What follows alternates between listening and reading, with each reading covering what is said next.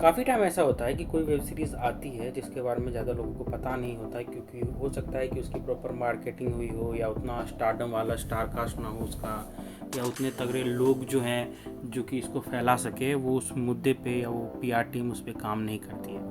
अनदेखी उनमें से एक है, और ये एक ऐसी सीरीज़ है जिसके बारे में बहुत कम लोग जानते हैं अभी भी, जो इसको डिज़र्व क्रेडिट मिलनी चाहिए वो मिली नहीं है। 3 सीज़न आ चुके हैं इसके, और पहला वाला सीज़न तो मतलब किसी को पता नहीं था। जब रिलीज़ हो गया तब लोगों को आइडिया लगा कि यार ऐसी भी कोई सीरीज़ आई है जो कि इतना कुछ मतलब अपने आप में समेटे हुए है और इतना बवाल वे में काम कर रही है।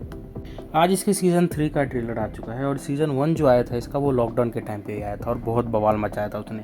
मतलब जब वो रिलीज़ हो गई थी उसके बाद लोग जानना शुरू किए थे कि यार ये चीज़ें भी है, इतनी तगड़ी सीरीज़ भी आई है, और इस लड़की को तो तुमने देखा ही होगा, if you know you know. बात करें इसकी कास्टिंग की तो इसमें हमें सूर्या शर्मा दिख जाते हैं रिंकू अतवाल के रोल में। उसके बाद से देवेंदु भट्टाचार्य जो कि डीएसपी वरुण घोष के रोल में नज़र आती हैं, अपेक्षा पोरवाल जो कि कोयल के रोल में नज़र आती हैं, आंचल सिंह जो कि तेजी गिरवाल के रोल में नज़र आती हैं, और ऐसे कई सारे एक्टर्स या कैरेक्टर्स बोल लो इसमें हैं और जुड़ते जाते हैं। मतलब जो एक एक सीन, एक एक क्राफ्ट जो किया गया है वो हर एक कैरेक्टर अपने आप में आते जाता है, सीन बाय सीन, दर बाय दर। काफ़ी तगड़ी कास्टिंग है इसमें। मतलब अगर छोटे जैसे लक्की के रोल में भी जो वरुण भगवत दिखते हैं वो भी बहुत तगड़ा एक्टिंग करते हुए नज़र आते हैं। ऐसा कहीं नहीं लगता कि उनके एक्टिंग में जबकि वो एक टर्सरी एक साइड किक के रोल में नज़र आते हैं, फिर भी वो बहुत तगड़ा काम करते हुए नज़र आते हैं। इसके सीज़न 1 और सीज़न 2 के कहानी पे अगर थोड़ा सा प्रकाश डाला जाए तो होता क्या है कि सीज़न 1 में पापा जी जो रहते हैं, जिनका जो किरदार है वो हर्ष छाया नज़र प्ले करते हैं, उन्होंने एक्साइटमेंट में आकर के, मतलब दारू वाड़ी पी हुई थी, उनकी बेटी की शादी चल रही थी और सब कुछ चल रहा था, उसमें उन्होंने क्या किया, एक्साइटमेंट में आकर के एक डांसर का गोली मार करके मतलब जान ले ली, ऐसे ही मस्ती मस्ती में गोली मार दिया। अब वो चीज़ वीडियो में लीक हो गई। अब ताकि पापा जी जो हैं अरेस्ट ना हो जाएं, उसके चक्कर में रिंकू जो कि सूर्य शर्मा जो रोल प्ले करते हैं जिसका, वो बहुत ही वायलेंट हो जाता है। वो हर किसी को मारने लगता है, जितनी भी उसमें वर्किंग टीम आई हुई थी, वेडिंग प्लानर्स आए होते हैं, वो सबको मारने लगता है। और उसको जो वेडिंग प्लानर को पैसे देने का जो तरीका था वो भी थोड़ा कैजुअल था, इफ़ यू नो। तो वो होता है, फिर वो सबको मारने लगता है, एंड फिर उसमें जो वो वेडिंग प्लानर एक महिला रहती हैं वो बच जाती हैं, बस उसको वो कैद करके रख लेता है। फिर आता है सीज़न 2 में हमें पापा जी के बिज़नेस के बारे में, रिंकू क्या काम करता है या क्या क्या सीन है वो आगे आगे धीरे धीरे बढ़ते हुए नज़र आता है। कितने इलीगल धंधे हैं, कितना कुछ है जो कि कानून की नज़रों से, कानून से छुपा हुआ है, वो देखने को मिलता है।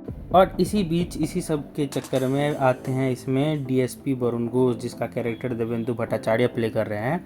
उनको पता होता है कि यहाँ पे कुछ गड़बड़ हुआ है, मर्डर हुआ है, और उनको सारे लिंक्स मिल जाते हैं।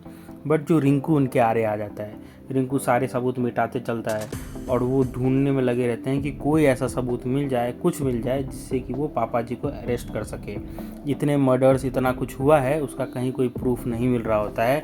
वीडियोस वगैरह भी डिलीट करवा दिए जाते हैं, लेकिन कहीं कहीं उपलब्ध होते हैं, बट वो उसको डिलीट करवाते जाता है। जितना प्रॉपर हो सके इस वीडियो को ख़त्म करने की कोशिश की जाती है, बट ऐसा हो नहीं पाता है। सीज़न 2 तक भी यही बताया जा रहा था कि सारी कोशिश करने के बावजूद भी पापा जी को अरेस्ट नहीं किया गया है, एंड पापा जी रिंकू को बोलते रहते हैं कि तू बचाएगा मुझे, तू बचाएगा मुझे।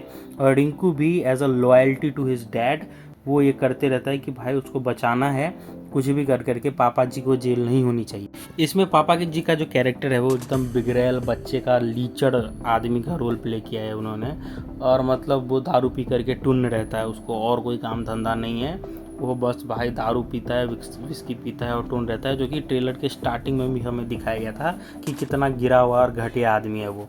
और ये सारी जो कहानी टेक प्लेस करती है वो मनाली में टेक प्लेस करती है। मतलब पंजाब, मनाली सबको पता ही होगा, वो वहाँ की कहानी है जहाँ पे टूरिस्ट वगैरह आते हैं इतना, और वहाँ का जो बिज़नेस चलता है, माहौल अडेप्ट किया गया है, वहाँ पे क्या क्या बिजनेसेस होते हैं वो तगड़ा तरीके से दिखाया गया है। अब जो सीज़न 3 का ट्रेलर हमें बता रहा है कि इसमें डीएसपी साहब को सबूत मिल चुका है, उनको पता चल चुका है कि भाई यहाँ पे वो पकड़े जाएंगे, क्योंकि एक डायलॉग बोलता है उसमें कि अब टाइम आपको एक्सपोज करेगा।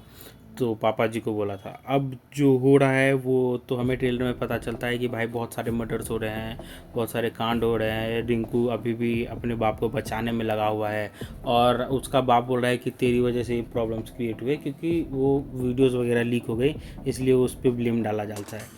बट अब रिंकू क्या करेगा ये तो हमें सीज़न 3 में ही पता चलेगा।